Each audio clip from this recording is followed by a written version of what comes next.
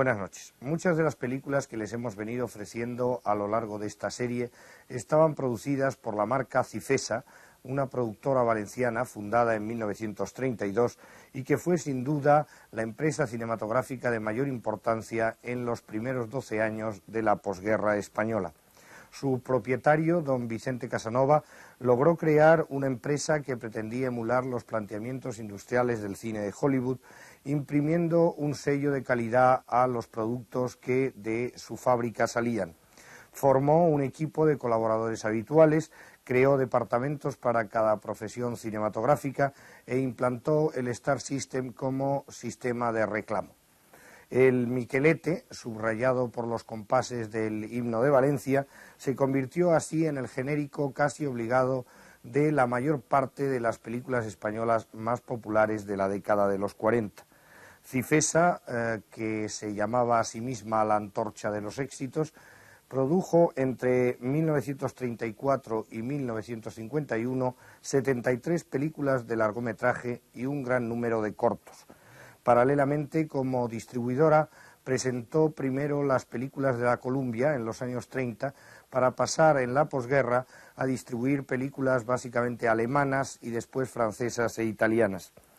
A partir de 1951 se produce una crisis insalvable y Cifesa deja de producir directamente, pero continúa durante unos años produciendo por productor intermediario y financiando estas películas por distintos sistemas. Finalmente se produce un crack definitivo a fines de los años 50. El programa de esta noche está dedicado íntegramente a la marca Cifesa, a las gentes que trabajaron en ella y a las películas que allí se hicieron.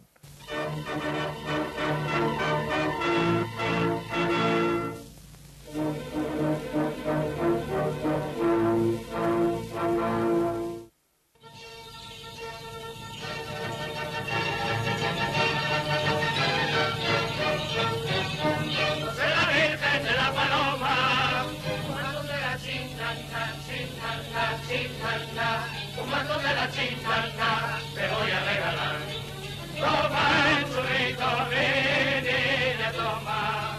Y no seas y no seas que me vas a matar.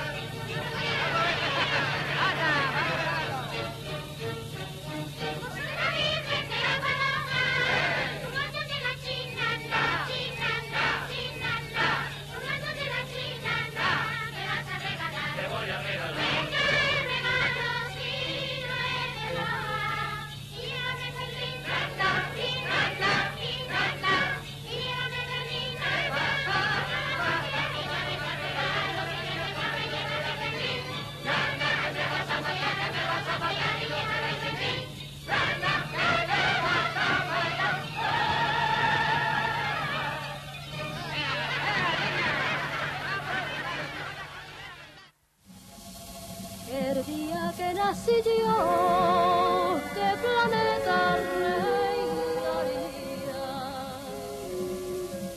por donde quiera que voy, quema la estrella,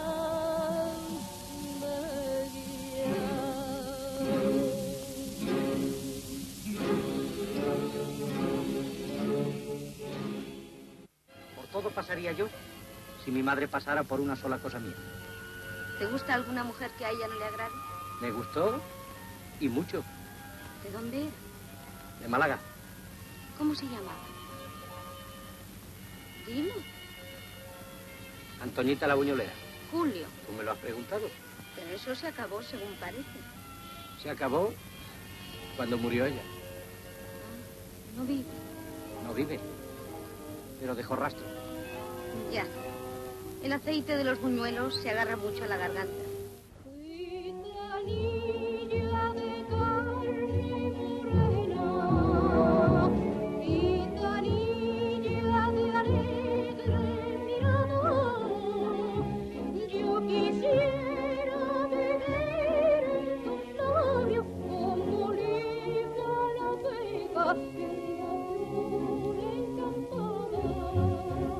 ¡Qué sorpresa! Pues nada, ya sabe usted que faltó mi madre. Pobre hermana mía. Me puse a servir en el pueblo y te trataron mal. Ya verá usted los morados. Nadie me puede reprochar el haber anunciado mi decisión públicamente porque... ¿No anunciáis acaso la boda de dos imbéciles o el nacimiento de un crío tarado? ¿No procuráis que los periódicos digan que marcháis de veraneo? Pues bien, más interesante que una boda, aunque en realidad una boda sea lo más parecido al suicidio, y de mayor trascendencia que un viaje a la playa, es este viaje que hoy os comunico, porque es un viaje más largo y porque rara vez los hombres lo emprenden voluntariamente. Yo pensaba que eras de los que nunca creían que habían dado bastante. Por eso te he querido como un hermano, casi como un hijo, porque creí que eras como yo.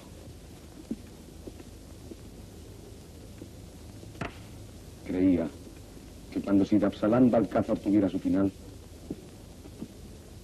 Sidi Absalán Herrera continuaría su obra y ocuparía su puesto. Soy valiente ideal del crayo, soy soldado de brava legión, ensaña alma doliente calvario, que en el fuego busca redención. Mi divisa no conoce miedo, mi destino es el solo el sufrir, mi bandera luchar con denuedo, para conseguir vencer o morir. Malvaloca. Leonardo. Ven conmigo, Malvaloca. Te esperan mi hermana, mi casa y mis brazos. Contigo, sí. Cuando no me quieran me matan, pero mientras contigo. Siempre conmigo, como tú te mereces, llevando mi nombre y unidos bajo la bendición de Dios. ¿Es posible tanta alegría? Tu mujer. Gracias, Leonardo. Pero mujer se murió hace mucho. Oh, ¿y entonces ahora ya no hay poetas? Claro que los hay. ¿Y cómo son los poetas, señorita? No. Así no. Enrique. Tú lo has dicho. Somos dos orgullos frente a frente. Voy por el camino incierto de la vida, buscando alivio a mi pena. Voy entristecida tras un bello ideal que nunca logro realizar.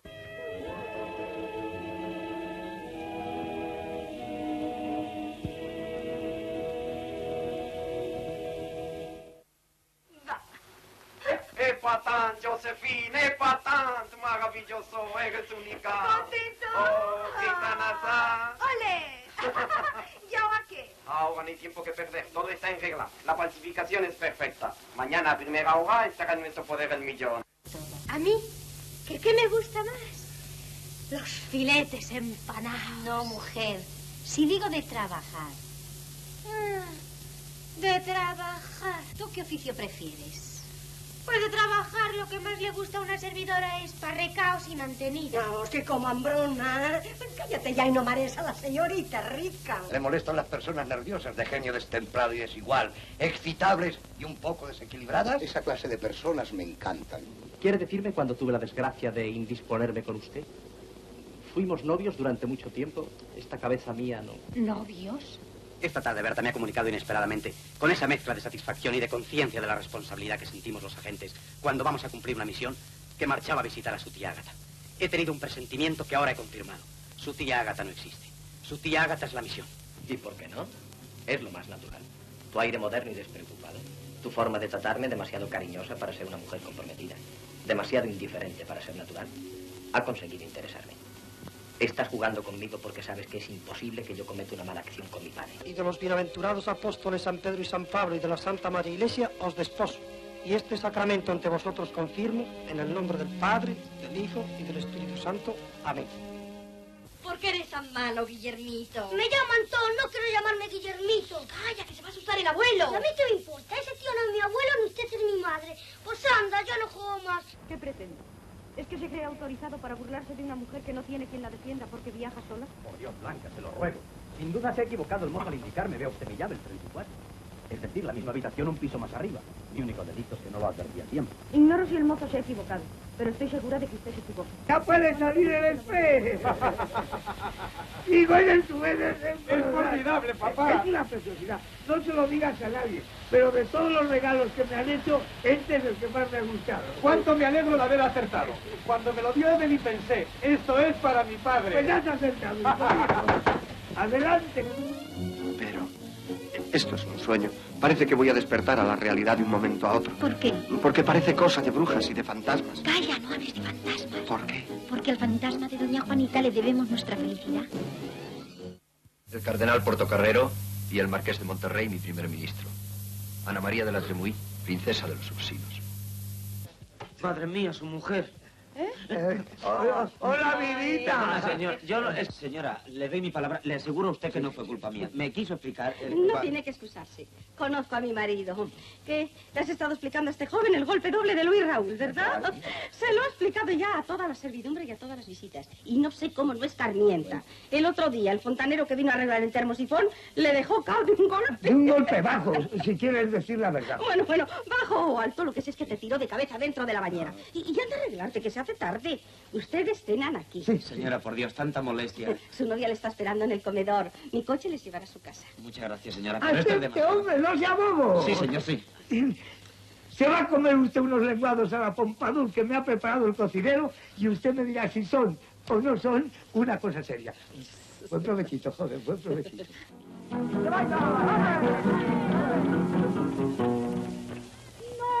Niegues entraña, la gracia que hay en España, nadie la tiene en el mundo, yo le hace falta tener mucha sal.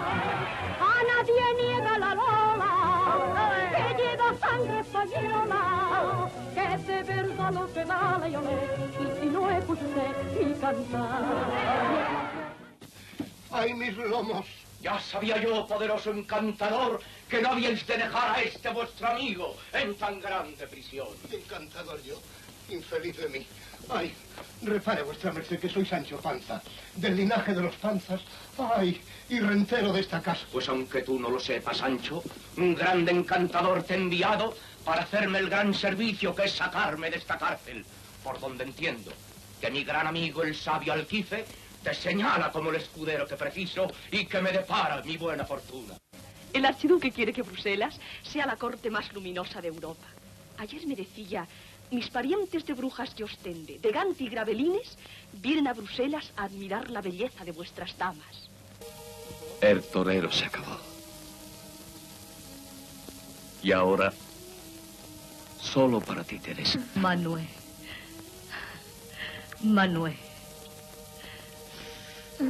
Y para ti, muñequilla. Papá. Manuel. Se acabaron los sinsabores y los malos ratos.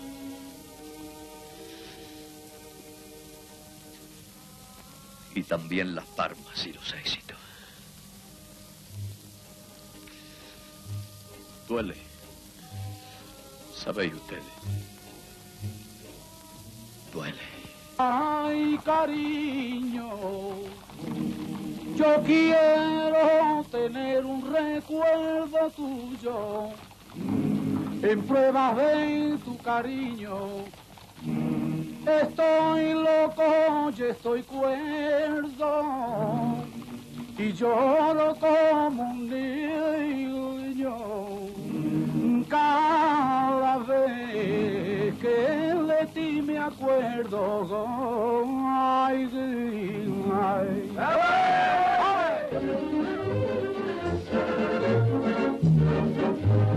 champán frío, por favor. Es usted muy gentil, caballero. Monique. Va con 3 meses de retraso, pero te lo agradezco lo mismo. Me quedé esperando una igual en París. ¿Lo recuerdas? ¿O necesito refrescarte la memoria? Mademoiselle, es peligroso acaparar a Belle. No se preocupe. Me encanta el peligro. ¿No puedes bailar conmigo? No. ¿Tampoco acompañarme al jardín? Déjame adivinar. ¿Te has reconciliado con tu mujer? Sigue sin comprenderme, Monique. Ven conmigo, hijo. Dame la muñeca, por favor, yo la guardaré. No, Maribel solo quiere estar conmigo. Ten piedad, Dios quiso llevarse a nuestra hija, recuérdalo. Maribel murió en el jardín, en el columpio. Dame la muñeca. No. ¡Dámela! ¡No, dámela! ¡Maldita! ¡Fuera de aquí! ¡Los franceses están entrando en Zaragoza! ¿Qué dices? ¡Han entrado por el cárcel! ¡Todos huyen hacia aquí! ¡No puede ser!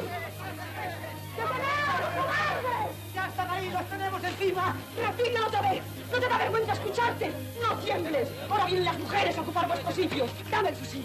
Os da miedo morir. ¡Aprended de una mujer! ¡No hay hombres! ¡No hay hombres en Zaragoza! ¡Quedaos ahí! ¡Que os asesinen en vuestras casas! ¡Que os tomen a vuestras mujeres! ¡A vuestras hijas! ¡Eso es lo que os merecéis! ¡Cobardes! Habéis jurado en falso morir por Zaragoza.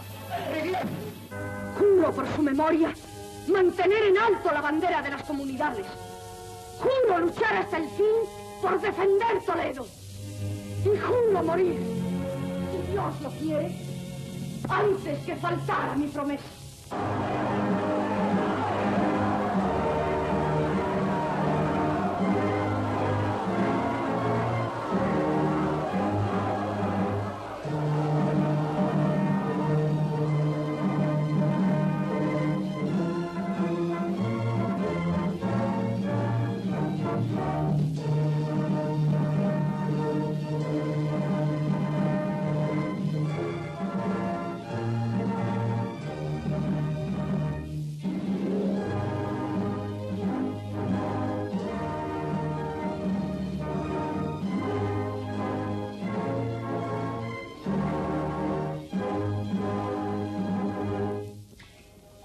Yo te bautizo, Fernando, en el nombre del Padre, y del Hijo, y del Espíritu Santo.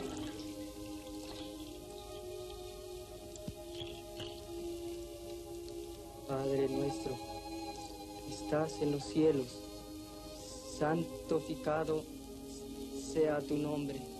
Llevaremos sangre generosa para alumbrar la noble familia de las Españas. Y por encima del mar y del tiempo, nos atará siempre una sola fe, en una sola lengua. Será el milagro más hermoso de todos los siglos.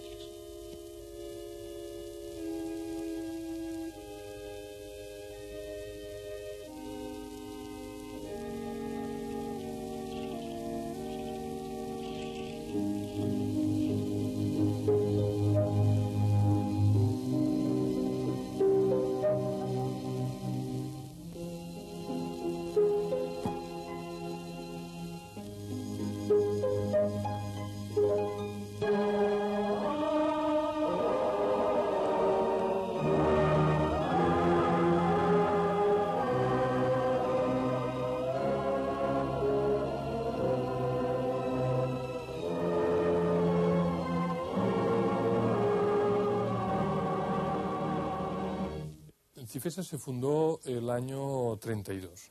En realidad siempre se ha dicho que la fundaron los Casanova y en fin, el acto jurídico de la fundación fue hecho por otras personas, en los cuales participaba en esta fundación otra conocida familia valenciana, que eran los Trenor.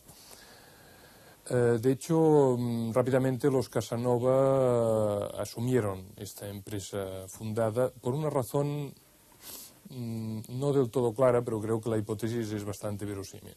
El señor Casanova, Manuel Casanova, que es el padre de los productores, por decirlo así, era un señor que se había enriquecido muy considerablemente con la producción y el comercio del aceite. Entonces, este señor tenía 3 hijos y quería legar algún tipo de fábrica o de industria. Y fue Vicente Casanova, que sería este personaje clave en Cifesa, el que en un momento determinado, después de haber iniciado algunos otros caminos industriales, le propuso que se dedicaran al cine. Y al ver que ya había una sociedad jurídicamente fundada, fue cuando los Casanova entraron en esta sociedad, empezaron a comprar acciones y se hicieron con su propiedad. Si tú quieres, lo que es un poco misterioso, lo que es un poco la hipótesis, es por qué una familia de industriales valencianos a principios de los años 30 se interesa por el cine, ¿no? Que parece, a pesar de que hay una tradición cinematográfica, como tú sabes, en Valencia, bastante importante, no queda muy claro de por qué. El origen de Cifesa es distribuyendo, entró dinero, pero a mansalva, distribuyendo la Columbia. Como Cifesa tenía muy buena organización y Columbia tenía muy buen material, sobre todo yo recuerdo una película que era Sucedió una noche, creo, con Claudette Colbert, y él era... Clark Gable. Clark Gable, sí. Y había en ese material de la Columbia, había muchas películas bueno, muchas, 3 o 4, dirigidas por Frank Capra. Y se hicieron unas cifras, le hablo de antes y durante la guerra, ¿verdad? Para aquellos tiempos fabulosas. Yo pienso que quizá el joven Casanova, es decir, Vicente Casanova, que además era un hombre que era químico de profesión y que antes de dedicarse al cine había empezado con una pequeña industria química que inicialmente le había montado también su padre, y que por esta razón viajaba con frecuencia a Alemania, viendo la importancia y la seriedad que el cine tenía Alemania. En fin, Alemania entonces contaban, pues, por ejemplo, con la UFA, ¿no? Que se consideraba que era la empresa productora europea más importante. La suma de las dos cosas, es decir, esta especie de boom de lo que tenía que ser el cine en España y el conocimiento de cerca, siendo químico además es lógico que tuviera contactos o que hubiese tenido indirectamente contactos con la industria cinematográfica alemana, que la suma de estas dos cosas, es decir, la visión de una industria seria y potente y el anuncio de aquí se podría llegar a esta situación, a Casanova le dije, en fin, le interesara empezar por aquí, le dijera a su padre, quiero dedicarme a la producción de películas, ¿no? Entonces fue cuando pues compraron esta empresa, que creo que solo era una empresa constituida jurídicamente, es decir, no había hecho aún nada, ¿no? Vicente es químico y había estado en Alemania varias veces. Vicente Casanova yo creo que es un hombre de una visión comercial tremenda. Uno de los viajes se fue a Alemania y vino con un autito así pequeño, que le dabas cuerda, lo ponías en una mesa y salía así, y al llegar al borde salía una de las ruedas, daba la vuelta y se llamaba Inocae. Entonces les dieron la exclusiva a ellos y ganaron un dineral. Vendieron no sé cuántos miles o cientos miles, y se vendía a 6 o a 8 pesetas. Cada uno de nosotros nos regalaron un Inocae, ¿verdad? Y esto. Luego entonces allí, como él era químico, al regresar puso una fábrica de papel, es como papel celo, yo no sé, allí llamaban Gela, y era otro negocio que tenían en el mismo piso que Cifesa, pero departamentos totalmente distintos. Y puso una fábrica en Benetúser de papel Gela, y iba muy bien y ganaba mucho dinero. Pero por lo visto, o con el cine le gustaba más, o tenía más campo el cine, entonces fue el venirse a Madrid y organizar la producción de César.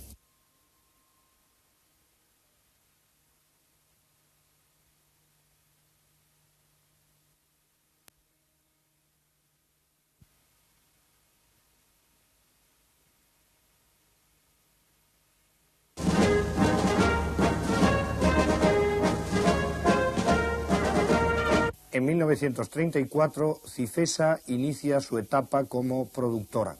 La primera película que sale de los estudios de Aranjuez, producida por Cifesa, es La hermana San Sulpicio, una segunda versión de la novela de Armando Palacio Valdés, dirigida nuevamente por Florian Rey e interpretada por Imperio Argentina y Miguel Ligero.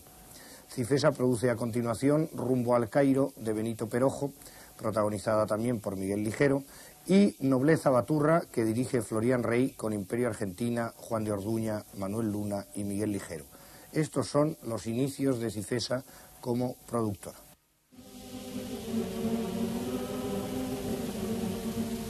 Asómate a la ventana.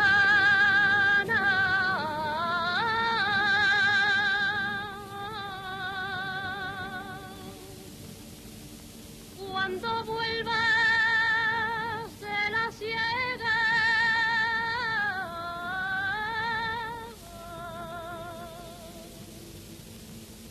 asómate a la ventana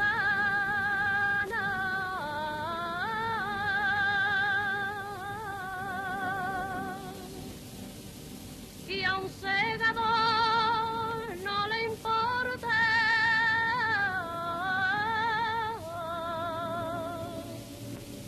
que le dé el sol cara a cara.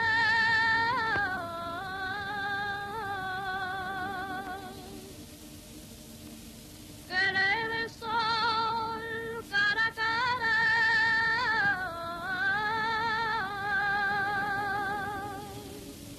Cuando vuelva de la ciega.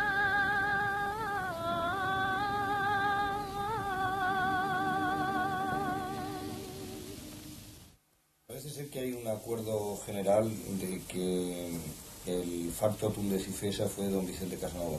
A lo largo de tus estudios y de ese leve contacto que tuviste con él, ¿tienes una idea más o menos clara de la personalidad de don Vicente Casanova? Bien, que él era el alma de esta empresa está fuera de duda, ¿no? Estaba también su otro hermano, Luis Casanova, pero queda claramente distribuidos los papeles, es decir, Luis Casanova se queda en Valencia, Vicente Casanova se va a Madrid y es el que lleva la producción. Luis Casanova se cuidaba más de cuestiones de distribución, de contabilidad, de este tipo de cuestiones. Ahora, el hombre que tira adelante la empresa cinematográficamente es Vicente, ¿no? Por la breve entrevista que yo tuve con él es imposible hacerse una idea, pero en cambio por las cosas que me han explicado gente que colaboraron con él, creo que sí que nos podemos hacer una imagen de quién era Vicente Casanova. Vicente Casanova era un hombre de la segunda generación de una familia capitalista, ¿no? Por tanto, no era tanto, en fin, el aguerrido empresario que era su padre, el de la primera acumulación, que en fin, esto pues aquí como en América es en todas partes igual, un hombre que no dormía, que trabajaba las 24 horas del día, en fin, hay la anécdota famosa de que cuando, en fin, estaba con su futura mujer, que entonces era su novia, que se veían un rato por la tarde, en fin, estas relaciones pues prematrimoniales o de noviazgo que se tenía antes se dormían en estas pues épocas de noviazgo, de lo cansado que iba, de lo tanto que trabajaba. Bien, Vicente Casanova no es por tanto de esta primera generación de acumulación, sino que es de la segunda generación, es decir, la que ya recibe la fortuna y ha de ver cómo invierte esta fortuna.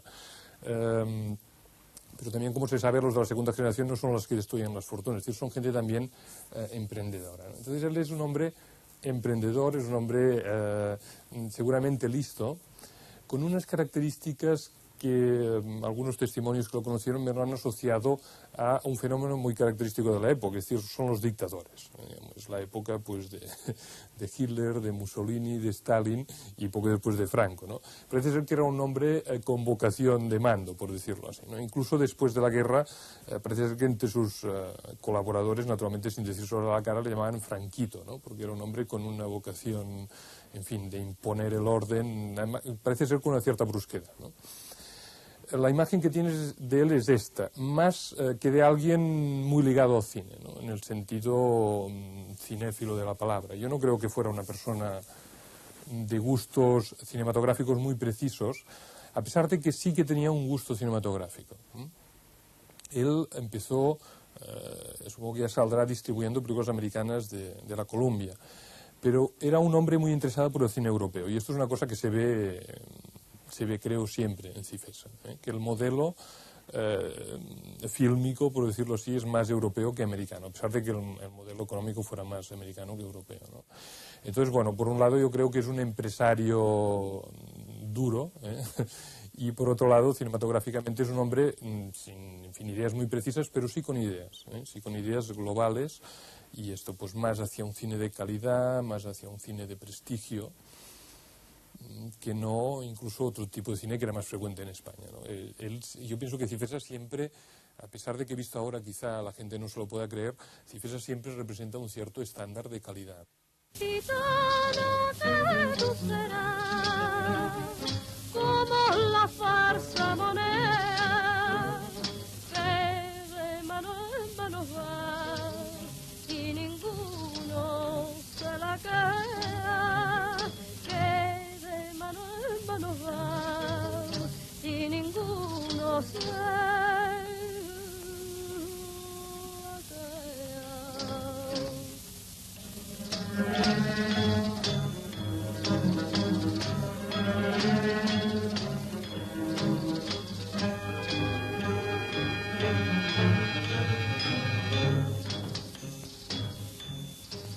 Cruzado los brazos pa' no matarla, cerrado los ojos pa' no llorar, temió ser débil y perdonarla y abrió la puerta de par en par.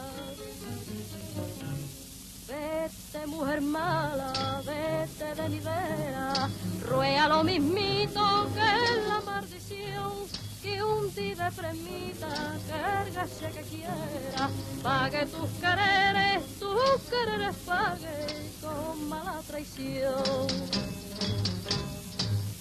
Gitana de tu serás, como la farsa moneda, que de mano en mano va y ninguno se la queda, que de mano en mano va y ninguno se la queda. Vicente Casanova los jesuitas ha sido número uno en todo. Allí ponían unas condecoraciones, yo no he ido a los jesuitas, yo he ido a los maristas. Ponían unas condecoraciones, príncipe, no sé cuántos, una corona de laurel, emperador de no sé qué. Todo eso se lo llevaba Vicente Casanova. O sea, Vicente Casanova es un hombre muy listo, muy honesto, muy trabajador. No, yo creo que le ha hecho falta siempre unas relaciones públicas que él ni lo habrá pensado ni lo habrá admitido. Porque Vicente Casanova no va a ser de una perfección. No ha admitido nunca que se le pisase el terreno. Y además, con todos los empleados que tenía allí, entre los cuales yo me cuento, ¿verdad? Por ejemplo, había que discutir un contrato con Alfredo Mayo, con Amparo Ribelles, o con La Bautista, que es el primer contrato de Locura de Amor, y ya hablaremos luego de eso, ¿verdad? Habla con esto, muy bien, ¿cuántas películas? 3 en un año, 2 en un año. Y entonces, el de turno, que podía ser Joaquín Cuquerella, que era jefe de producción, o yo, o Lucia, que fue muy poco tiempo jefe de producción, ¿verdad? Pues se le discutía, te cerrabas en un despacho, tanto, no tanto, dietas, entrabas, tanto, sí, firma el contrato. Y unas veces lo firmaba el mismo que lo había discutido y otras lo firmaba él. Pero, sin embargo, que esto para mí refleja exactamente la manera de ser de Vicente Casanova, cuando había que terminar un contrato o cortar porque había terminado la duración del mismo, o porque no convenía seguir, o porque se pretendía por lo que fuese, entonces era él el que tocaba un timbre y decía que pase fulanito o fulanita a hablar conmigo, y era él el que daba la noticia mala. ¿Cómo era don Vicente Casanova? Pues un personaje un poco raro, bajito, nervioso, y que no sabemos la culpa, pero la realidad es que Cifesa, que lo llegó a ser todo en el cine español, se fue completamente a la porra. Vicente Casanova era un hombre de una honestidad a carta cabal, muy introvertido, un hombre que si él pensaba que tenía razón, esa razón la llevaba a donde hubiera que llevarla. No era fácil de palabra, era más bien desagradable, decía las cosas muy desagradablemente. Y todo eso, aparte de eso, no era muy simpático, era un hombre muy raro, pero trabajador, entusiasta, y que el cine español le debe muchísimo, desde luego. ¿Y es cierto que le llamaban el Franquito, como he leído en algún sitio? Nunca lo oí que le llamaran el Franquito. Él estaba en su despacho, era difícil, era muy poco asequible, a entrar en el despacho. Entraban las personas muy limitadas, salvo que tuvieran un contacto muy directo, una cosa muy personal, un contrato que se fuera a firmar con él directamente, pero tenía que ser alguna persona importante. Los demás no, se trataban con los elementos de la producción y todo eso. Pero él nunca, no era desagradable con la gente. Lo que pasa es que no era muy sociable. Tenía su vida particular. Era un hombre que llegaba ya a las 8 de la mañana y se marchaba a lo mejor a las 12 de la noche. Un hombre que se pasaba el día metido allí, que trabajaba como un negro, de verdad, que yo no sé cómo tenía capacidad de trabajar tanto. Y además con muy buena fe y con un gran entusiasmo por el cine, y que hizo por el cine muchísimo. Le conocí mucho. Era un hombre simpático y agradable, pero muy seco. Muy seco. Y daba la sensación de temeroso, siempre tenía miedo de algo. Yo le concedía poca personalidad. ¿Cómo se trabajaba en Cifesa? Muy bien, muy bien. Con Vicente Casanova era encantador. Era un verdadero caballero. Trabajaba muy bien en Cifesa. Era un hombre así como aparentemente dormido, ¿no? Aparentemente dormido. Era un hombre como si no tuviera vitalidad, ¿no? Pero estaba en todo y llevaba todo con mano buena. Pero no lo traté, no conversé con él jamás. Vicente Casanova es un hombre que tenía una dedicación absoluta a Cifesa, amaba el cine profundamente, sufría mucho cuando las cosas no iban como es debido, cuando alguna película, no hablo de las mías, que siempre fueron bien catalogadas, ¿no? Pero cuando alguna película él consideraba que estaba catalogada injustamente por las autoridades, se llevaba un tremendo disgusto. Y esos disgustos le iban quitando poco a poco su gran entusiasmo por la empresa. ¿Trataste a los hermanos Casanova? Mucho. Traté mucho a Luis, que era el mayor, que luego fue presidente del Valencia. Lo traté bastante, pero aquí traté mucho más. Claro, era Vicente, que estaba aquí. Todavía le suelo ver. Él vive en Francia porque tuvo unos problemas con un hijo que se mató en un accidente de automóvil. Entonces quiso salir de España porque era el único hijo que tenía y era mayor. Y, en fin, se marchó y vive en Biarritz.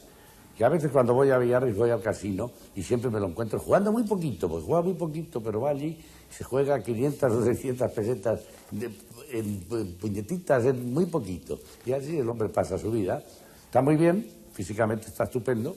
Su mujer también está igual que estaba hace 40 años. ¿Y allí viven? ¡Sebastián! ¡Sebastián! ¡Ay!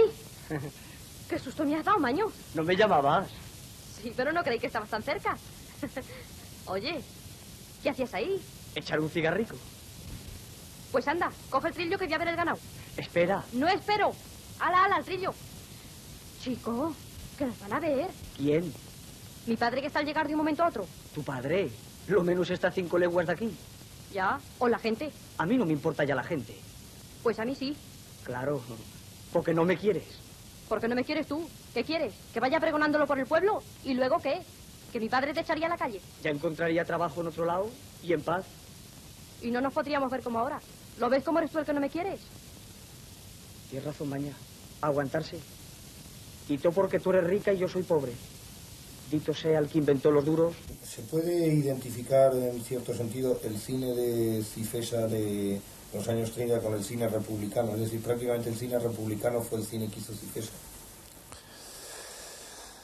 Bien, esto es un poco difícil de responder porque creo que a pesar de que el cine republicano es el más estudiado de todos, tampoco no acabamos de tener una idea exacta de lo que fue, más que nada porque se desapareció mucho material, ¿no? Yo creo que sí, que el cine republicano es bastante lo que era Cifesa, a pesar de que está esta otra faceta del cine republicano que era filmófono, ¿no? Creo que ha sido Govern que ha establecido el esquema, que a mí me parece un esquema válido, es decir, que Filmófono es la cinematografía no de izquierdas, pero la cinematografía democrática, mientras que Cifesa sería la cinematografía conservadora. Si nos fijamos en algunos temas concretos, esto es muy claro, ¿no? Es decir, Filmófono, por ejemplo, en sus películas en relación al amor y al sexo, tiene actitudes muy liberales que entroncan claramente con la voluntad de renovación de las costumbres de la República, o de los aspectos más progresistas de la República, ¿no? La Segunda República, en relación al divorcio, en relación a la libertad sexual, sobre todo a la mujer, ¿no? En fin, en algunas de las peliculitas, o en casi todas las peliculitas que Buñuel produce, codirige, en fin, este es este misterio eterno, es igual, en todo caso produce seguro. Para Filmófono estas cuestiones están muy resaltadas, son francamente ideológicas, por decirlo así, las películas estas, ¿no? En cambio, en las de Cifesa pasa todo lo contrario, ¿eh? Es decir, en cuestiones como, por ejemplo, el sexo o la libertad sexual es todo lo contrario. Es decir, lo importante es la honra, lo importante es que la mujer se someta precisamente a estos condicionantes sociales.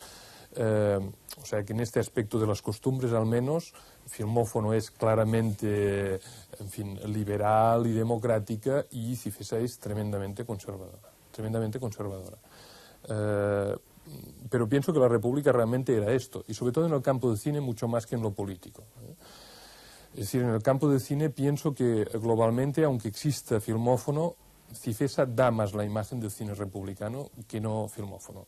Pero esto es una hipótesis, por mi parte no comprobada, y creo que no comprobada por nadie, porque falta mucho material, como hemos dicho.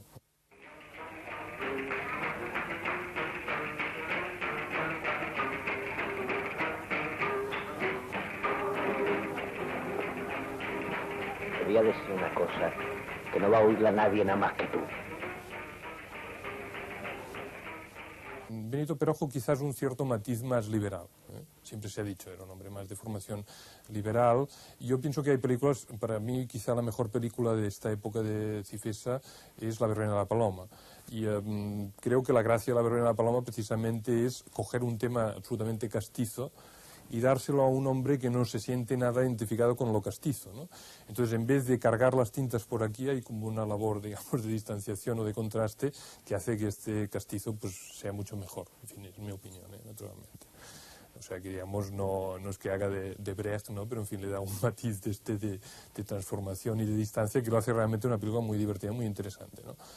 Sí, incluso Florian Rey, más que en lo de costumbres sexuales o amorosas que decíamos antes, en lo social o en lo político, en fin, se sabe positivamente que era un hombre muy conservador, y sus películas inciden mucho en esto que yo creo que es una imagen importante de la época que da Cifesa, que es esta idea que cuando el país estaba absolutamente desgarrado y agitado, bueno, en fin, la lucha de clases o la confrontación entre diversas clases, él nos da siempre la visión de una sociedad en la que esto vaya en absoluto, ¿no? Pero no es que esto no se dé por voluntad, sino que esto no se da porque es una época histórica anterior, es decir, es esta situación precapitalista en la que pues el patrón y el obrero o el amo y el jornalero pues beben en la misma taberna, en fin, se explican los chascarillos idénticos y ríen las mismas bromas, y que era una situación que yo no niego que se hubiese dado anteriormente, pero que en aquel momento, en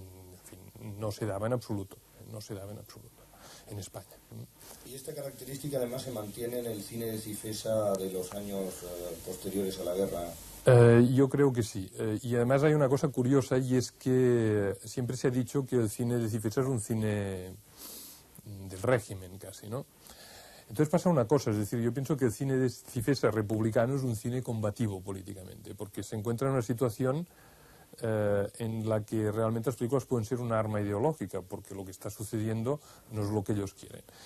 Y en cambio, en la época después de la guerra es lo contrario, es decir, lo que está sucediendo es lo que ellos quieren, y por tanto este cine como arma de combate ya no es así.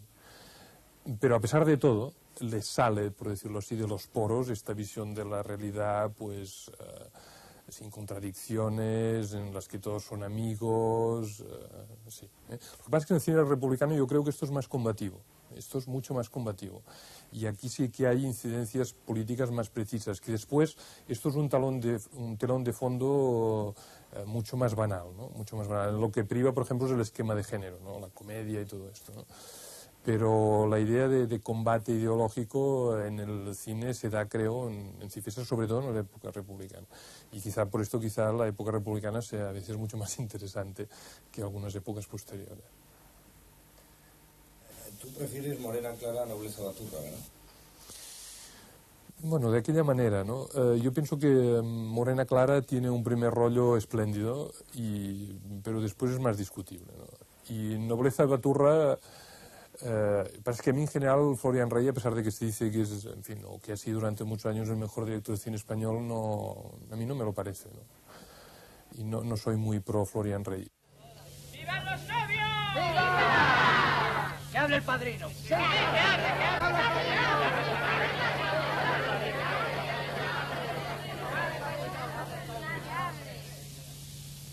Apreciables contrayentes y demás amigos, poniendo por delante a las señoras, ya que os han echado el garapuséase las bendiciones, y os han leído lo de la epístola del señor San Pablo, que en paz descanse, no me queda más que felicitaros, porque yo no puedo hablar mal del matrimonio, máxime estando mi cónyuge aquí presente. ¿Y tú que lo hicieras? No hago caso de las interrupciones y prosigo. El secreto es saber comprimirse. Y no es que yo haya tenido necesidad de comprimirme, porque la señora Rita, la tabernera, a mi mujer, no me ha dado en su vida motivos para comprimirme. Y yo os digo que el hombre que no se comprime es una persona irracional mayormente. Precioso final. ¿Quién ha dicho que ha acabado? Has acabado y se ha acabado. Y a ver si te comprimes. Tanto en Morena Clara como en Nobleza Baturra, La hermana San Sulpicio, y luego en general en la mayor parte de las películas que hace Cifesa hay una característica inevitable que es el regionalismo, ¿no? Es decir, la división de España en una serie de regiones que están representadas por determinados personajes en la historia con unas características que provienen precisamente de proceder de esa región determinada, ¿no? Sí, y esto tiene otro aspecto curioso, ¿no? Que es que los Casanova eran valencianos. Y además de ser valencianos, y esto creo que explica algunas de sus posiciones, pertenecían a un partido político que se llamaba, un partido político republicano, la Derecha Regional Valenciana, que era un partido que formaba, en fin, se articuló con la CEDA, ¿no? Y que representaba más o menos la democracia cristiana valenciana. Y era un partido más o menos regionalista, o bastante regionalista, no nacionalista, sino regionalista. Entonces hay una cosa curiosa, y es de que todo cine republicano de Cifesa atiende a esta particularidad regional, es decir, lo andaluz, lo salmantino, en fin, etcétera, ¿no? Y en cambio no atiende nunca a lo valenciano. No sé muy bien por qué, supongo que porque realmente era un cine que se dirigía a todo el Estado y no a lo propio, en fin, a la patria chica valenciana, y que les parecía que si incidían en esto podían perder público de fuera, no lo sé muy bien, ¿no? Pero así como hay esta atención constante, como tú dices, a las particularidades regionales, incluso a veces algunos argumentos, en fin, o lo aragonés, ¿no? Naturalmente, se montan alrededor de estas particularidades regionales, lo valenciano no aparece, ¿no? Como no sea en la cabecera de la película, que es el Miquelet y el himno regional valenciano, que es lo único valencianista que hay en las películas de Cifesa.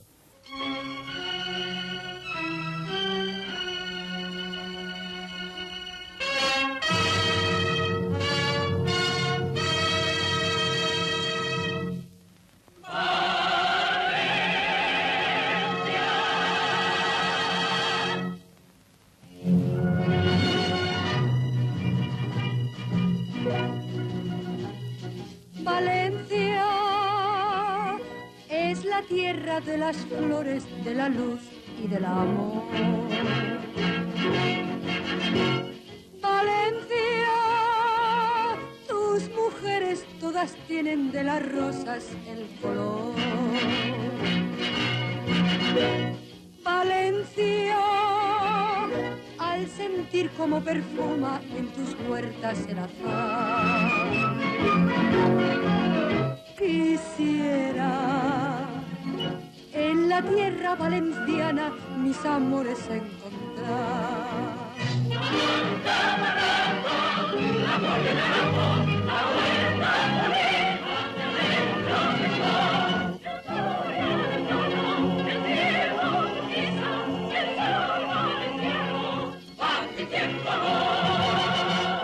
Amores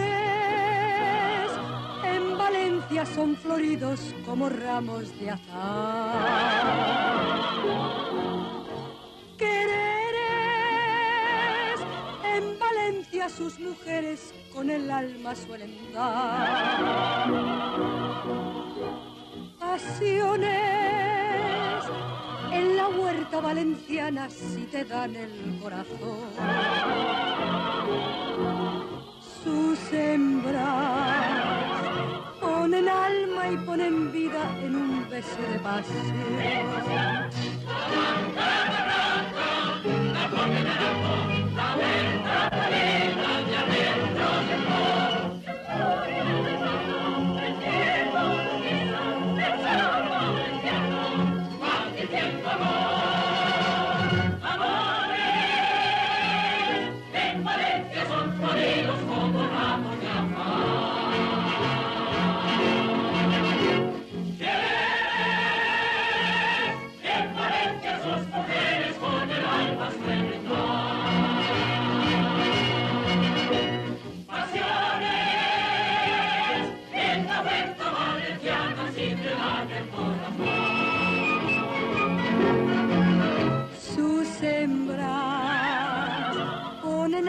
Y ponen vida en un beso de pasión.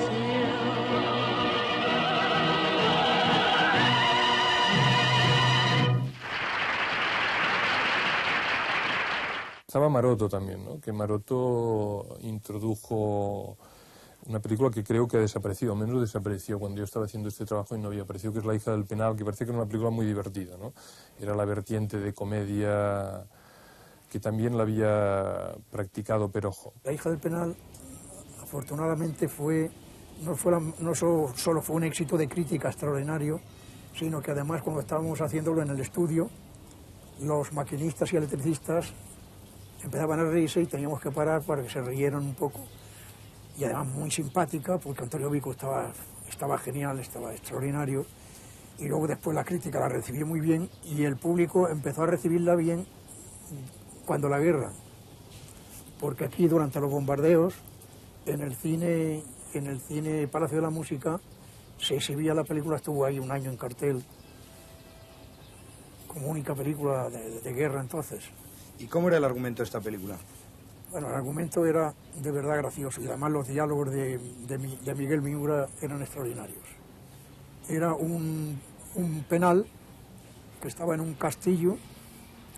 En ese castillo había 32 empleados para un solo preso. El ministro quería jubilar a los empleados y sacar a subasta el penal. En cuanto se muriera, el preso que había, que era un tenor de zarzuela. ¿Era Vico? No, Vico es el que va después.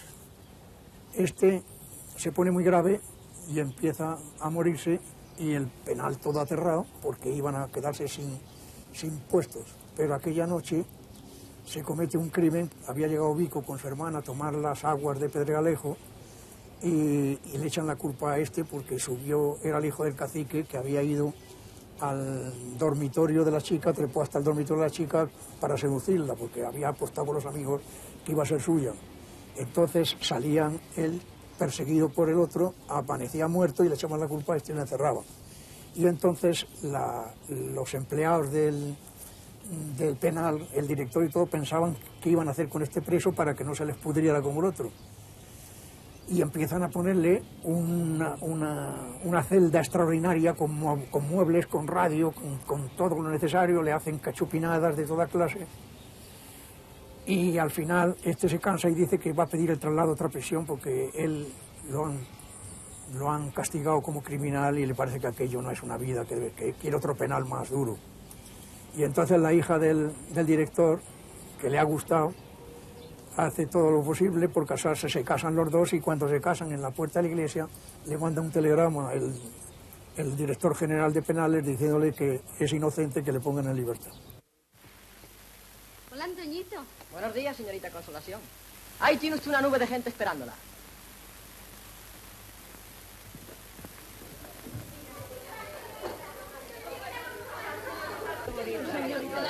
Sí, que esta tarde iré a tu casa. A ver si me lleva usted una fardita que no le sirva. Bueno, mujer, yo buscaré. Y que me mande usted al médico para que le vea el ombliguito a la niña que le ha salido un brote raro. Que mandaré al médico, ¿eh? Vaya con Dios, la gloria del mundo. ¡Ole la madre y los pobres! ¡Preciosa! Dios bendiga esta mano que da y no se cansa. ¡Qué bonita es! El genio alegre, yo lo único misterioso es que la película pues se estaba terminando cuando hubo esto de la sublevación, ¿no? El 18 de julio. Y entonces la película no se pudo terminar y después hubo unos problemas porque algunos de los actores que eran republicanos pues se fueron, ¿no? Y se tuvo pues que terminar con dobles y tal, ¿no? Es una película muy mala, El genio alegre, no sé si tú lo has visto, y es una película muy característica del cine español republicano y de después, que es una cosa incomprensible, y es, por ejemplo, que el protagonista no aparece, es decir, el protagonista y el nudo principal de la trama no aparece hasta después de media hora o 3/4 de película, ¿no? Es una cosa que no entiendes cómo no se les ocurría que esto no puede ir así. En Zona Nacional les había pillado al equipo del genio alegre, que lo componían unas 25 personas. Entre ellas estaba la protagonista, era Rosita Díaz Jimeno, él era Fernández de Córdoba, la dirigía Fernando Delgado. Fraile no era el operador, iba de ayudante, no sé quién era el operador, porque yo entonces además no estaba en oficinas cuando toda la guerra, bueno, escondido, ¿verdad? Y se encuentran con el siguiente problema, que han de terminar la película, que han rodado durante la época de lo que les faltaba, ¿verdad? Que, por cierto, cuando se marcharon de Madrid, a la estación fue a despedirles el doctor Negrín. Y entonces recurren a poner en explotación el material que había de Cifesa en el teatro. Claro, se lo van comiendo 25 señores allí porque se les sigue pagando. Y la central, pues, llamémosla así, que crean, se instala casi en Sevilla con el gerente, que era Fuentes, y 2 personas más, en fin, no tenía... Y de ahí iba saliendo. Claro, se dejaron unas cuentas en hoteles y créditos y eso, que ríase usted de las que tiene el Valencia de fútbol, por ejemplo, para hablar de esto. Terminó la guerra y entonces se terminó El genio alegre sin Rosita Díaz Jimeno. Alguien me ha contado, no sé si será cierto, que hubo una delación contra Rosita Díaz Jimeno, parece ser por parte de Fernando Fernández de Córdoba. Sí. Yo he leído incluso, creo que alguna entrevista de Rosita Jimeno en la que lo explica, ¿no? Sí, y entonces quedó incomunicada y, en fin, creo que en algún momento incluso temió por su vida, ¿no? Porque ella era, en fin, la mujer del hijo de Negrín, ¿no? O la novia, o no sé muy bien, en fin, tenía relaciones amorosas con el hijo de Negrín, ¿no? Pero a última hora, pues no sé exactamente por qué procedimiento, pero ella pudo salir y no pasó nada, ¿no? Pero hubo cosas de este tipo, ¿no? Sí. Intervino Fernando Delgado. No lo sé muy bien cómo se la salvó, por decirlo así, pero sí sé que ella temió incluso por su vida en un momento determinado, ¿no? Por digamos, esta su relación pues con el que entonces era jefe del gobierno de la República, ¿no?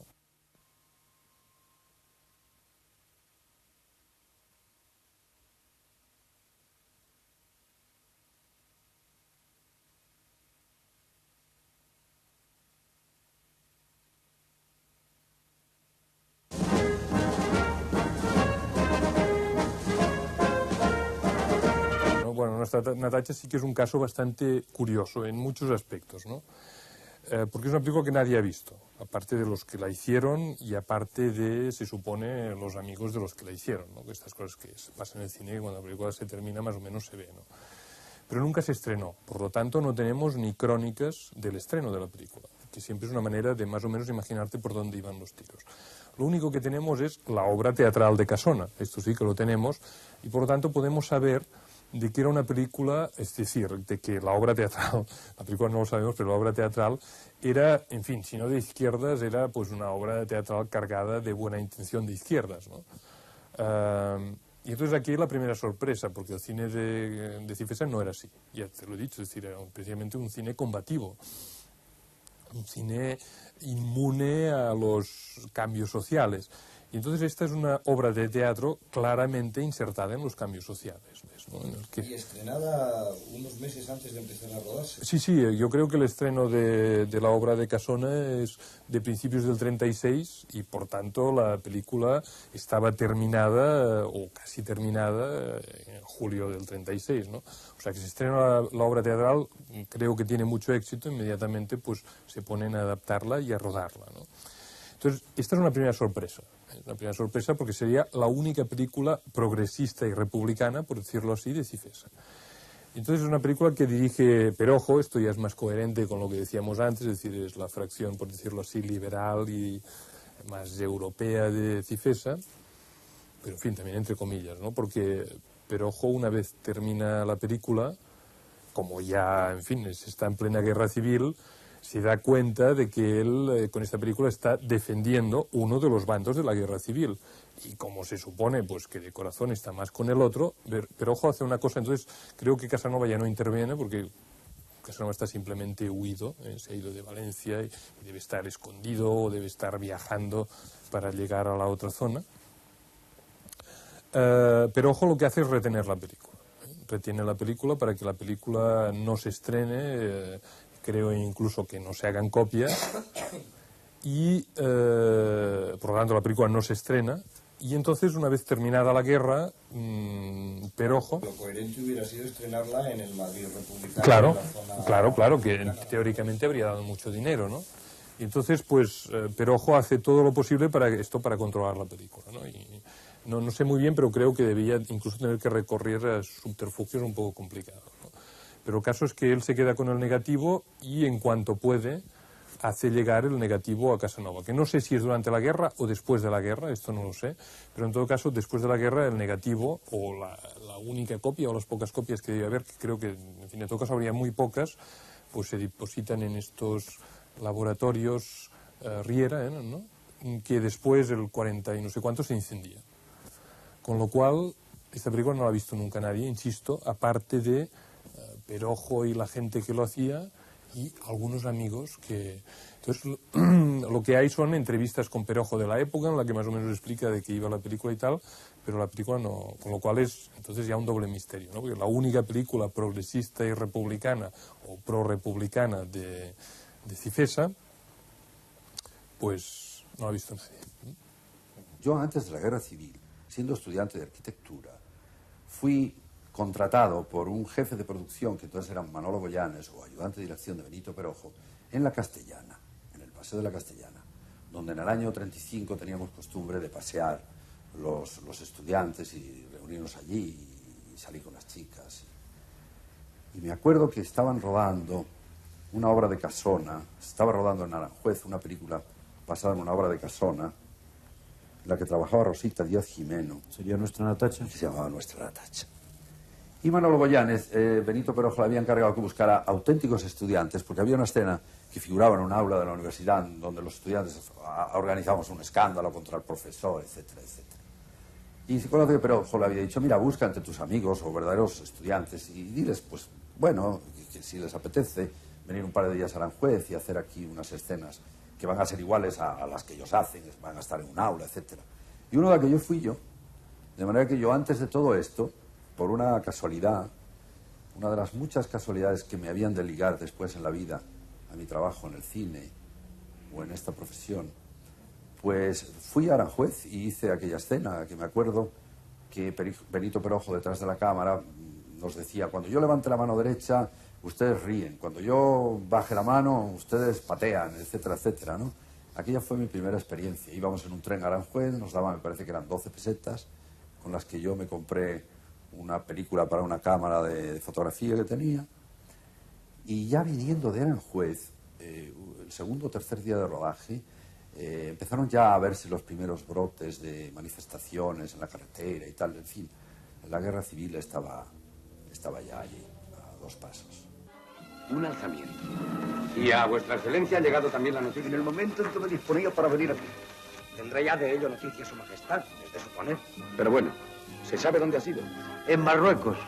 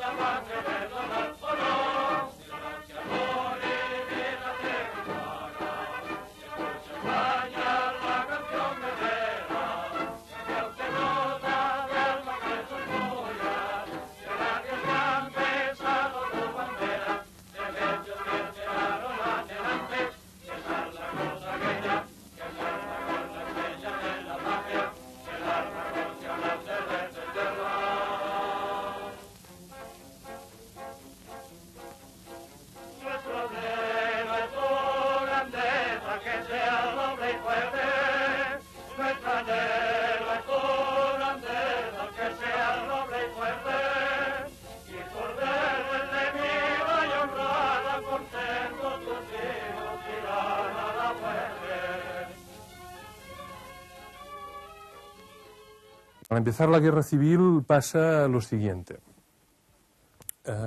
Cifesa se fracciona en 3. La sede de Sevilla, que era una sede que no era importante, era una delegación de distribución, pero como allí se estaba rodando El Genio Alegre, pues el equipo se enquista un poco en el despachito que debía haber aquello, y esto es la sede de Sevilla, que es la sede del lado de Franco, ¿no? Y después las 2 sedes republicanas, que es Valencia y Madrid. Entonces, en la sede de Valencia, que rápidamente se hace importante porque el gobierno, en fin, se traslada también a Valencia, se ruedan algunas peliculitas de tipo documental y noticiario. Y pasa una cosa bastante curiosa, y es de que, promovido por los mismos trabajadores, la empresa es incautada, se colectiviza. Esto puede hacer pensar, por tanto, de que tiene que ver con alguna operación revolucionaria. En absoluto, todo lo contrario. Es decir, estos trabajadores fieles de la empresa paternalista y que siempre hablan bien de Casanova, buscan el camino de la incautación. Esto es una cosa que pasó bastantes veces, o sea que no es un caso aislado, como sistema de preservación de los bienes de la empresa.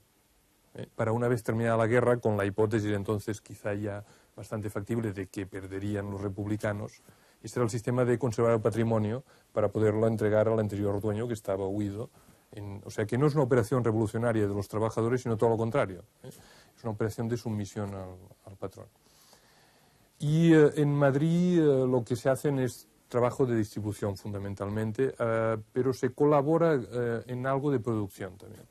Llegó julio del 36 y entonces, creo que era sábado, cobrábamos por semanas, fuimos a cobrar y al momento que nos pagaban nos decían hasta nueva orden, que no se vuelva por la oficina y ya se os avisará cuándo.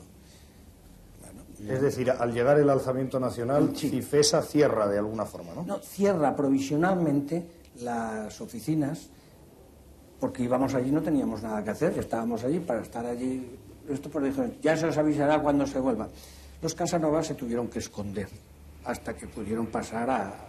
Nunca se ha sabido cómo pudieron pasar porque eso es secreto de confesión, no lo han dicho, no lo quieren comentar, no quieren hablar de eso. Lo único que lleva muchas veces Vicente es una fotografía de cuando se pasó a zona nacional, que por lo menos 20 kilos menos y con barba, no sé, debió de pasarlo muy mal, ¿verdad? Aparte del miedo de alimentos y de todo, ¿verdad? Entonces, a los 18 días al mes, o sería aproximadamente, dicen, otra vez ya a reincorporarse al trabajo. Y ahí nos vamos todos, y sí, ya había un comité. No sé hoy día los comités cómo estarán, pero en aquella época el comité que se formó de Cifesa era los más ineptos escogidos, ¿verdad?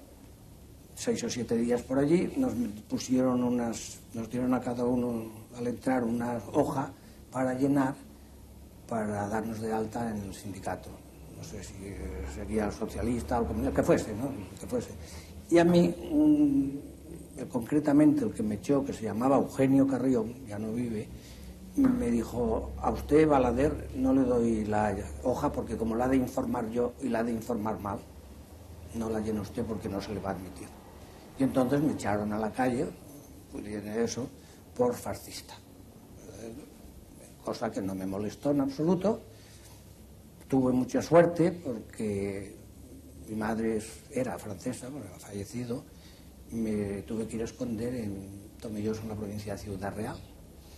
Hay también otro hecho curioso que tú señalas en el libro, que es el éxito de Morena Clara en las dos zonas, en la zona nacional y en la republicana, una vez ya empezada la guerra. Sí, la película era, en fin, éxito total en las dos zonas, hasta el punto de que en la zona republicana la prohibieron cuando se enteraron de que era tanto éxito en la otra zona, ¿no? Porque dijeron, esto no puede ser, debe ser que esta película no está, en fin, y creo que la prohibieron. Pero sí, en los dos, y esto, en fin, es una hipótesis, una cosa que permite desarrollar hipótesis, naturalmente, bastante cínicas sobre la guerra civil, ¿no? Sí, porque pienso que los niveles de enfrentamiento tremendamente virulentos que se produjeron eran reales, pero eran solamente digamos, en un registro determinado, que era el registro de lo político, ¿no? Pero que en el registro de lo cultural y en el registro de lo moral, en la gente que va al cine amplia y mayoritariamente, estos conflictos no se producían. Con la venia de la sala, la justicia puede perdonar a cualquiera, aunque se haya comido a su hermano a medianoche. Pero al gitano que entra en un café y no se descubre, a ese hay que fusilarlo. Sí, señor, a fusilarlo. Mordito sea, a mí me molesta todo el mundo. Los que van por la calle, los que están acostados. Pero los gitanos, ay, los gitanos, Murphy, tengo los gitanos, me ponen negro. Porque son unos tales y unos cuales, y aquí tengo las pruebas, aquí están las pruebas. Termina la guerra, llegan los Casanova, se hacen cargo otra vez de Cifesa. ¿En Valencia? En Valencia. Nos echaron a 3, bueno, a 2 y medio. A 2 nos echaron, uno al jefe de publicidad, que se llamaba Cervera, no me acuerdo el nombre, y el otro a mí. Nos fuimos, nos escondimos en esto, y al cajero, que se llamaba Greus, que no lo echaron, a ese lo mataron. Le dieron el paseo y lo mataron. Cuando terminó la guerra, Vicente Casanova dijo, bueno, ahora vamos a rodar, a hacer películas, a producir películas. Y entonces Casanova me dijo, ¿tú te quieres ir a Madrid? Pues sí. Dice, porque aquí no vas a tener horizonte, y en Madrid sí. Pues a Madrid. Me vine a Madrid y dio la casualidad, no sé si sería como premio, que el que me echó a mí de Cifesa, que se llamaba Eugenio Carrión, lo destinaron también a Madrid para que prosperase. O sea que no se tomaron represalias, se jugaron con una limpieza fenomenal. Nos reunió a todos los empleados, a este Eugenio Carrión también, y entonces Casanova dijo, Cervera uno, a Greus, como le he dicho antes, lo había matado, ¿no? Y Cervera y yo les dijo, ahora vosotros también vino a Madrid, se os debe una explicación y aquí se va a tomar la actitud y hacer lo que vosotros queráis. Si queréis a los del comité que vayan a la calle, a la calle. Si queréis que sigan trabajando, trabajando. Yo creo que no se debe tomar ninguna represalia contra ellos para demostrar que es de otra forma y que no, pues muy bien, pues que no se le eche a ninguno.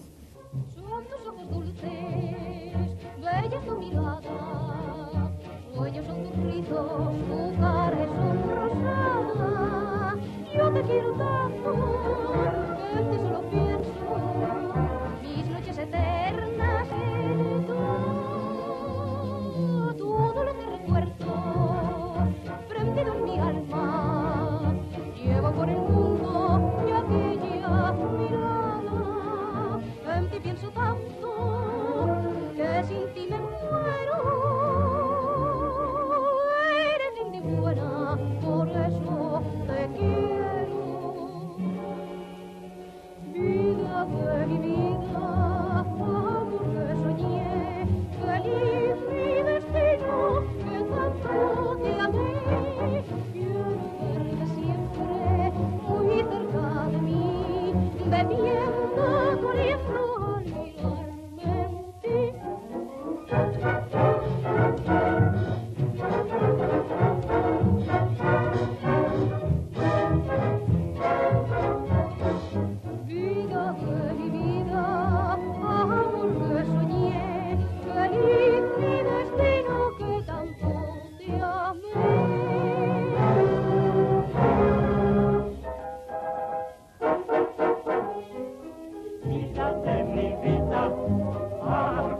soñé, feliz necesito que tanto te amé. Vida de mi vida, amor que soñé, feliz mi destino que tanto te amé.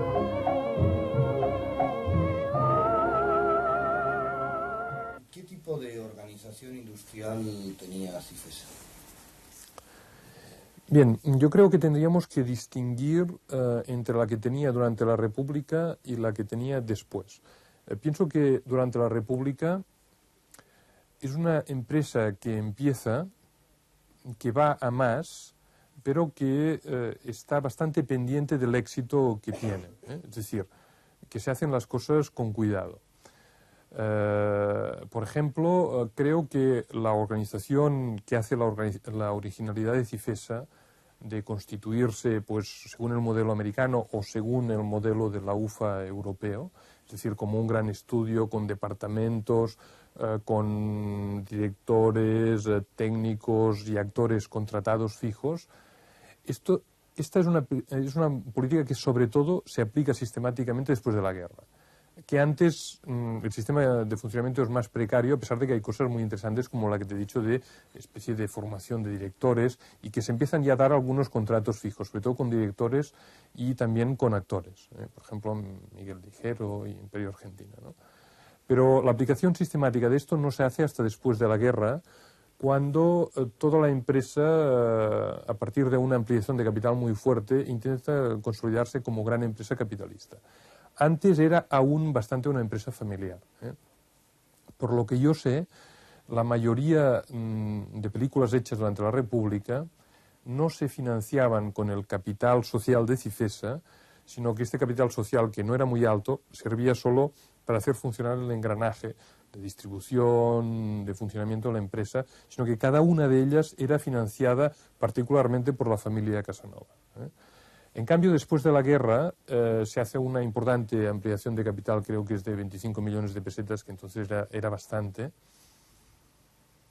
que pasa a constituirse, entonces a partir de esto, pasa a constituirse realmente como una empresa capitalista, que es, creo, la primera vez en España que esto se hace, que es la gran originalidad de Cifesa y que al mismo tiempo es también, en fin, su gran desastre, ¿no? Porque bueno, la deducción, visto el caso de Cifesa, la deducción es de que el mercado español no daba para una empresa de este tipo. Cuando usted era gerente de Cifesa Producción, por ejemplo, ¿cómo se organizaba el trabajo en la empresa? Sí, la idea venía de Vicente Casanova. Ya la realizaba en una gran parte yo. La idea venía de Cifesa, de Vicente Casanova, con designación de director, designación naturalmente de protagonista, que siempre era, las películas eran, casi siempre habrás visto, tú que sabes, el cine lo tienes dentro. Esto eran películas de estrella. Me fijaba en la estrella casi siempre y de ahí para adelante me las ventilaba yo. Cifesa era copia exacta de lo que podía ser una multinacional americana.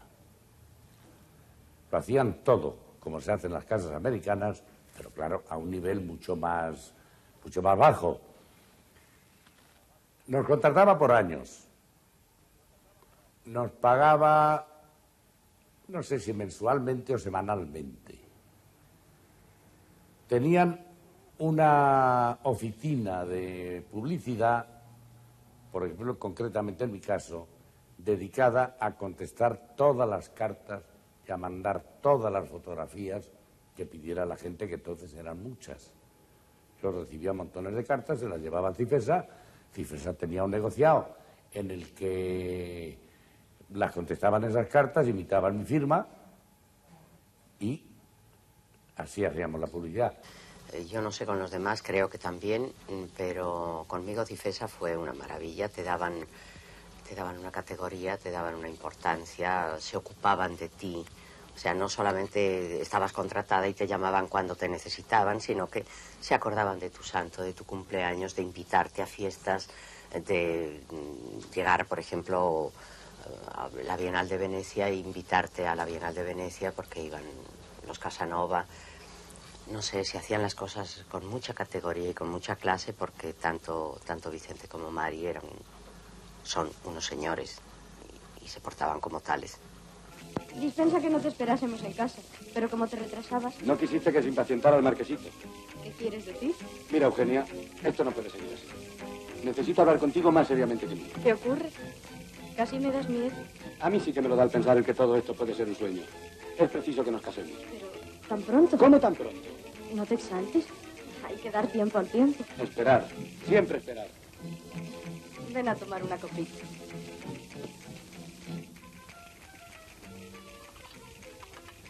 Mañana no podremos vernos. ¿Por qué? Verás, tengo que ir al convento de las Clarisas a llevarle el donativo de este año. Me entretendrán toda la tarde. ¿Y a ti te ofrecían a veces el mismo papel que Alfredo Mayo o no?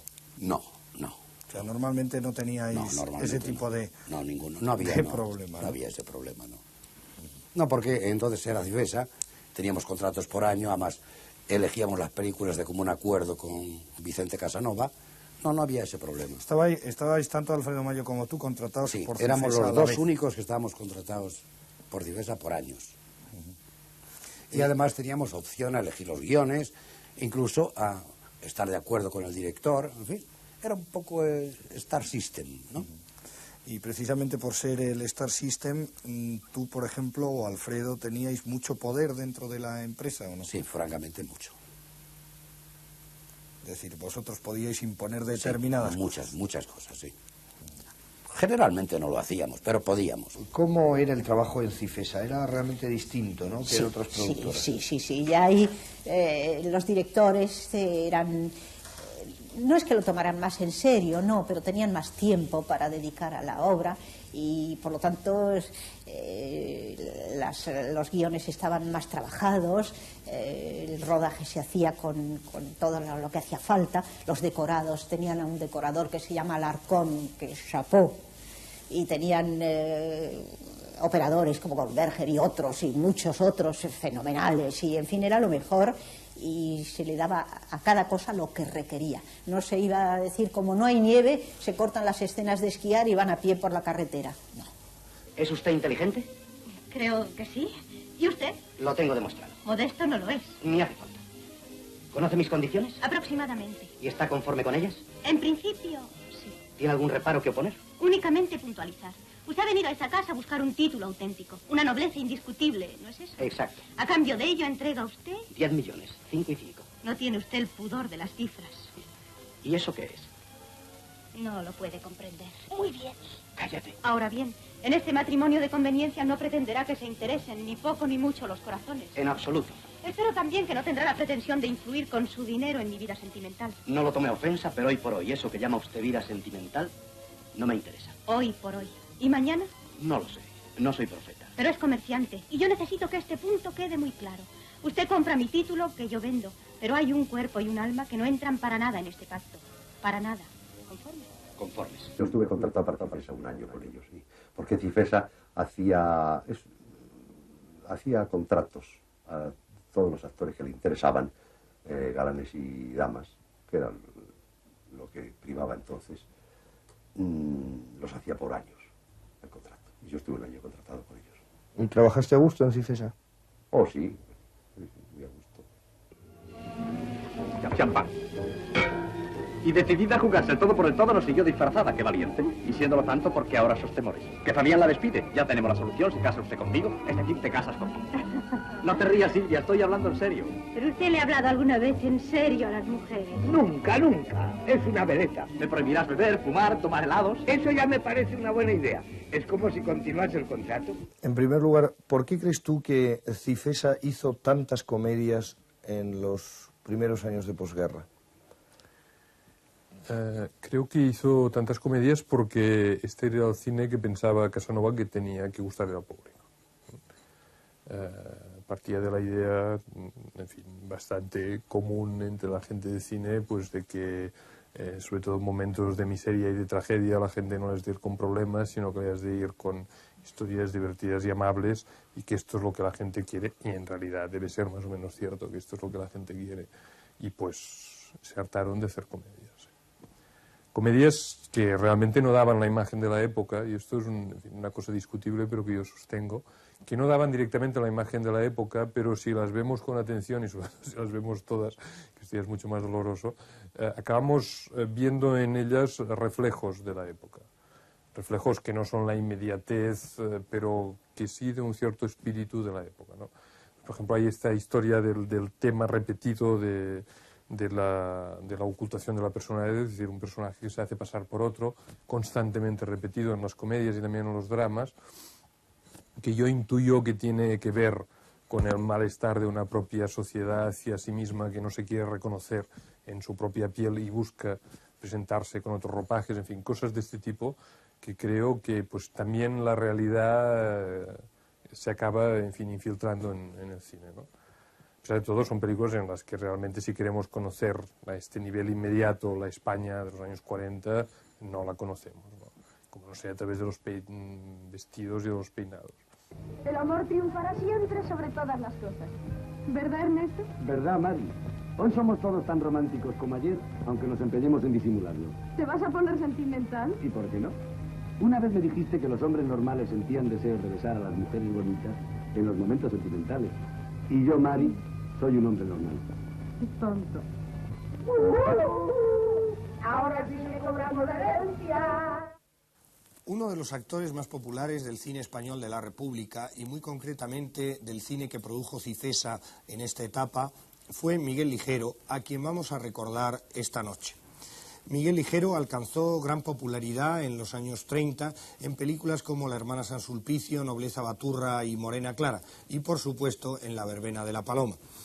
Ya durante la guerra rodó varias películas en Alemania, como por ejemplo El barbero de Sevilla o Suspiros de España, que dirigió Benito Perojo, su director favorito. Ya en la posguerra volvió a conseguir el favor del público con títulos como Pepe Conde, Los hijos de la noche, Sucedió en Damasco, El crimen de Pepe Conde, El rey de las finanzas y otras. Miguel Ligero era gestero, algo redicho y zarzuelero, y su humor se basaba casi siempre en la caricatura de trazo grueso. Eficaz en la composición de distintos tipos de paletos, gitanos, baturros, mendigos de toda la vida o millonarios improvisados, Miguel Ligero fue Regalito, el hermano de Imperio Argentina y el tío de Lola Flores. Pero fue también don Hilarión, el farmacéutico que llevó a la verbena del brazo a Raquel Rodrigo y a Charito Leonís para cambiarlas unos años después por Conchita Velasco e Irán Eori. Fue también el Currinchi, de los hijos de la noche. Fue Pepe Conde, Carrasco, el rey de las finanzas, una serie de tipos poco agraciados por la fortuna que encontraban un momento de respiro en la fantasía que reflejaban estas películas. En la creación de estos personajes, Miguel Ligero echó mano frecuentemente de su vena ternurista. Sus parteners, que casi siempre eran las parteners de otro, del galán, fueron Imperio Argentina, Raquel Rodrigo, Estrellita Castro, Antoñita Colomé, Mercedes Vecino, Lola Flores, Paquita Rico, Conchita Velasco y algunas otras que, como ya les he dicho, les solían dar calabazas. Vamos a ver esta noche algunos fragmentos de la obra de Miguel Ligero. ¿Y qué tal Zaragoza? Tal maja, ¿verdad tú? ¿No os habéis olvidado algún encargo? Me parece que no. Toma este papel. Ven leyendo mientras yo voy repasando. 3 pañuelos, Aquí están. media docena de vasos y un paquete de velas. Será de balas. ¿Puede? Porque esto lo mismo puede ser una E y una A. Bueno, pero la primera eléctrica es una V. Sí. Y como esto lo ha escrito el señor cura, que sabe mucho de ortografía, y como además velas se escribe con B de burro, por lo que me ha pedido el padre Juanico, es un paquete balas. Una morena y una rubia, hijas del pueblo de Madrid, me dan el opio con tal gracia que no las puedo resistir. Pero también algunas veces se me ha ocurrido preguntar si me querrán estas chiquillas por mi dinero, nada más. Pero y es que las dos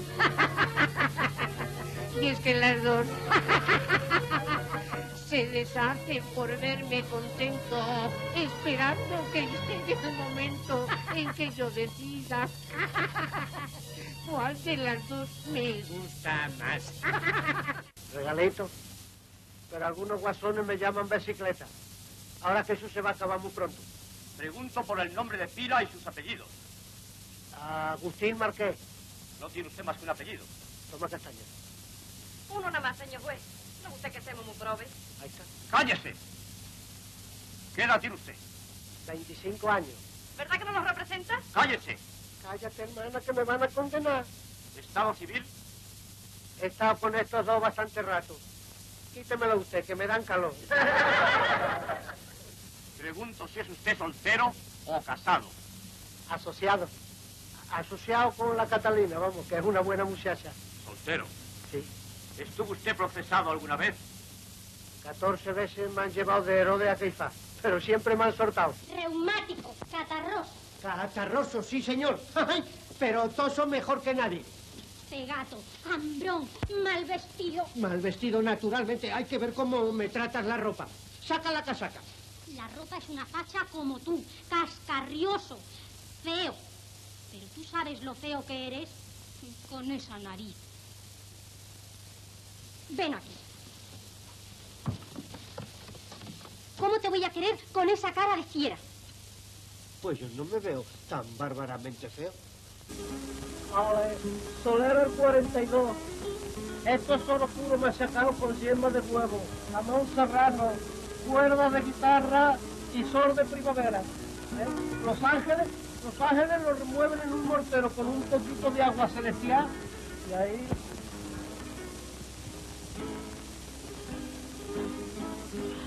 ¿Qué tal? Estupendo. Estupendo. Pues esto no es nada, porque todavía nos falta la cosa grande. Vamos a ver. ¡Ay, madre, mi arma que ya ha llegado! ¡Ole, tío Pepe! Sí, esto es lo que los sabios llaman el delirio. Esto está hecho con capullo de rosa, extracto de fandanguillo y billete de 1000 pesetas. Todo el que lo prueba se siente bonito y millonario. Pues vamos allá. Vamos, Arturo, que es una mona. Miguel Ligero, que cuando hacía los contratos siempre, porque mi nombre, y yo nunca he sido así, porque, bueno, mi nombre y tal, yo dije, bueno, pues nada, pues Miguel Ligero y Antoñita Colomé, pero daba la coincidencia que cuando la película se daba en los cines ya terminada, iba la crítica, iban los... Claro, y en el cine que se iba, cuando ellos ponían la publicidad, pues decían Antoñita Colomé y Miguel Ligero. Esto es vivir, ¿no os parece? Estupendo, y sardina, vino, jamón, mazapán, y chuletas y huevos. Vida de millonario. Vaya Nochebuena que vamos a pasar. No me digas. Mesita, un choti, ¿lo bailamos? A las 3. Vamos allá, hombre, venga.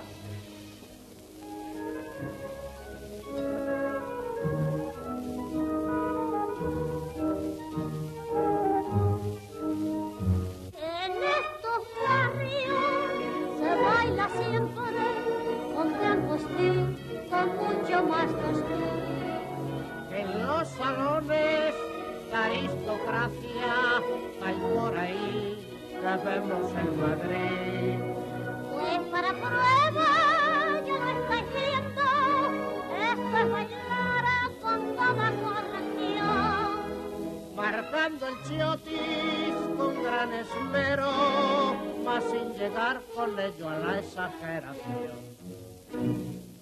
No hay un baile más casquito, ni nada comparable con los chiotis de Madrid. Los postrotes extranjeros no valen para nada transportados de allá aquí. Es el baile que prefiero a todo lo inventado para bailar una canción. El colmo es de lo chifé y de lo más chulo. ¿Cómo recuerdas a Miguel Ligero? Mira, Miguel me quería a mí mucho. Yo lo apreciaba mucho. Miguel con otras veces posiblemente no sé. Pero algunas hablaban que sí. No, a mí me quería mucho. Procedamos con orden, Pepe Conde. En primer lugar, ¿estás despierto o no estás despierto? A ver. ¡Uy!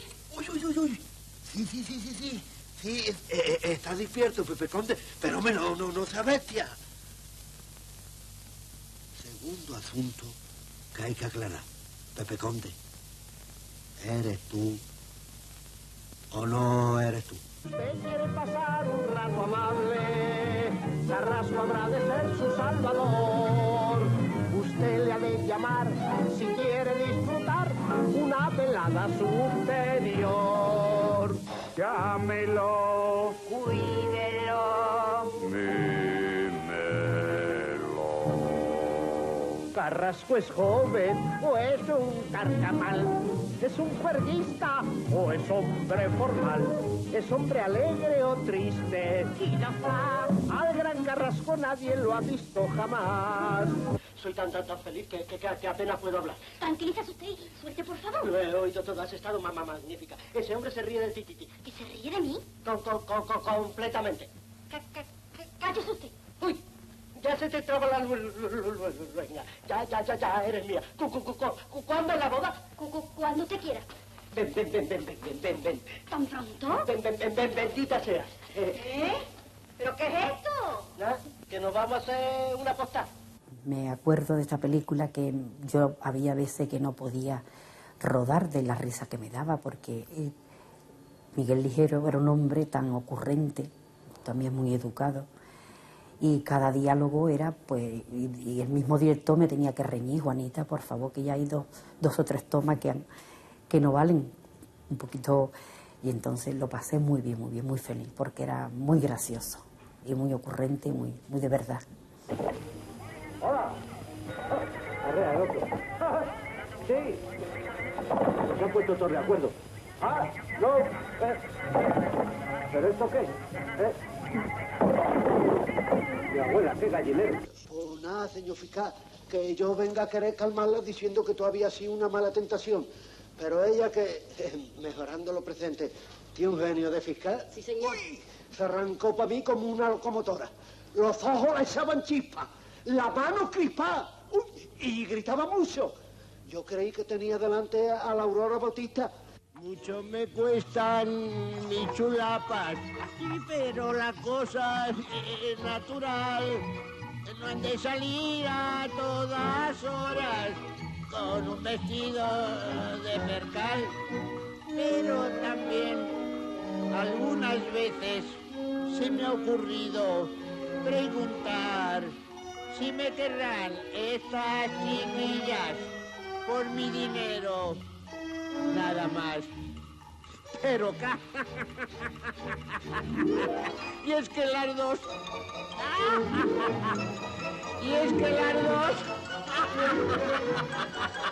se deshacen por verme contento, esperando que llegue el momento en que yo las diga. Ay, ¿cuál de las dos me gusta más? ¿Cuál de las dos me gusta más? Para ilustrar el programa que acaban ustedes de ver sobre los primeros momentos de la producción de la marca Cifesa, es decir, aquellos que correspondían a los tiempos de la República, la guerra y los primeros años de posguerra, hemos escogido una película saltándonos el habitual orden cronológico que hemos venido dando a este programa, porque hemos pensado que esta sí era realmente la película más representativa de la producción de Cifesa en tiempos de la República. Se trata de La verbena de la paloma, película dirigida por Benito Perojo en 1935 y que fue saludada como la aportación de mayor envergadura al cine sonoro español hasta el momento en que se produjo. Este divertido sainete barriobajero de amores, achares e intereses, costó 940.000 pesetas, de las cuales 200.000 fueron a parar a los decorados magníficos de Fernando Mignoni, que se construyeron en los estudios CEA y que reproducían el Madrid castizo de 1894. La verbena y la paloma están, como ustedes sabrán, basada en la zarzuela de Ricardo de la Vega y Tomás Bretón. Se había hecho ya una versión muda de esta zarzuela en el cine, que había dirigido José Buch, y se haría muchos años más tarde, en 1962, una muy buena versión que dirigió José Luis de Heredia, con Conchita Velasco como la Susana, Irane Ori como la Casta, Vicente Parra en el papel del Julián y algunos otros actores como Milagros Leal, Mercedes Vecino, Ángel Garasa y, por supuesto, Miguel Ligero.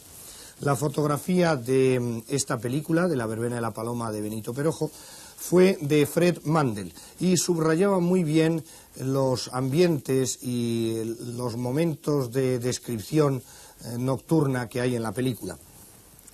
La frescura y la gracia de la interpretación de Raquel Rodrigo, que hace la Susana, y de Charito Leonís, que hace la Casta, dan a la película una vitalidad y una gracia verdaderamente sorprendentes. Roberto Rey hace el papel del Julián, Miguel Ligero es el farmacéutico don Hilarión y Celica Pérez Carpio la señá Rita. Quiero destacar sobre todo la magnífica interpretación que hace Dolores Cortés de la tía Antonia, papel que luego reproduciría muy bien Milagros Leal en la versión de Sáenz de Heredia.